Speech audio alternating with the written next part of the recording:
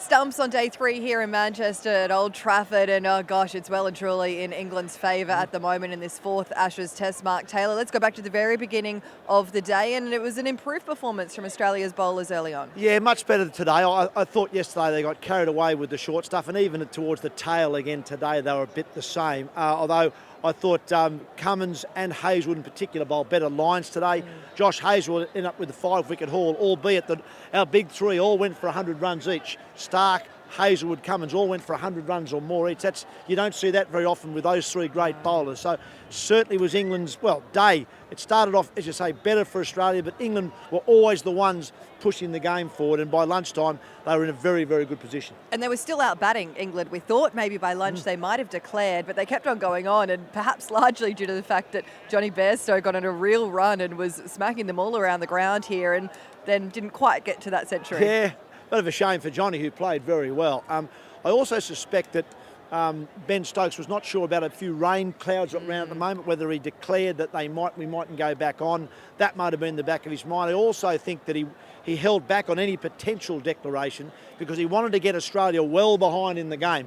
And eventually when Jimmy Anderson was out LBW and Johnny Bairstow unfortunately was left on 99 not out, their lead was 275 runs, which means Australia really have to bat in total for at least a day just to knock off the deficit. That's why I think Ben Stokes went as long as he did. And now with Australia 4 down and still 162 behind, I think it's been a very good decision. And 4 down, that's the key, isn't it? Because we lost Usman Khawaja just before tea, and then it was David Warner just after tea, and he was looking not too bad as he started his innings, but then it all fell over, and then that crucial wicket from an England point of view in getting Steve Smith, who couldn't see out the day here. Yeah, there's no doubt that Mark Wood's been a big difference in this series so far, as has Chris Wokes. Wokes has 12 wickets in the series now for under 18 with the ball. Also some handy runs, so his inclusion in handily helped England win there, but Mark Wood here has been superb. That extra bit of pace, that's been the difference. Got Khawaja in his first over, and then, as you say, picked up the 2 big wickets. Steve Smith out hooking, and then Travis Head with the short ball. So that bit of extra pace has got the Aussies jumping, and unfortunately a long way behind in this game. Okay, the only thing that might help Australia at this point is that there is a big lot of rain predicted for this weekend, tomorrow being Saturday and day 4 in particular.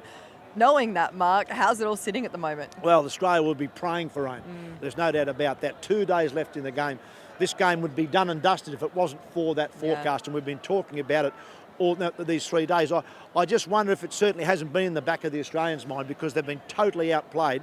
But if the rain does come, if we do get the rain we're talking about tomorrow and there isn't much play, then Australia are going to need to hang on Sunday and maybe hope for a bit more rain because they've only got 6 wickets left. As I said, they could probably bat for maybe half a day at best, I'd suspect. So they're going to need at least a day, maybe a day and a half of rain to save this test match. Okay, we will see what the weather does here in Manchester. It can do all sorts of things. It's fairly unpredictable at times. It could be wet, but that is Stumps from day 3 here at Old Trafford.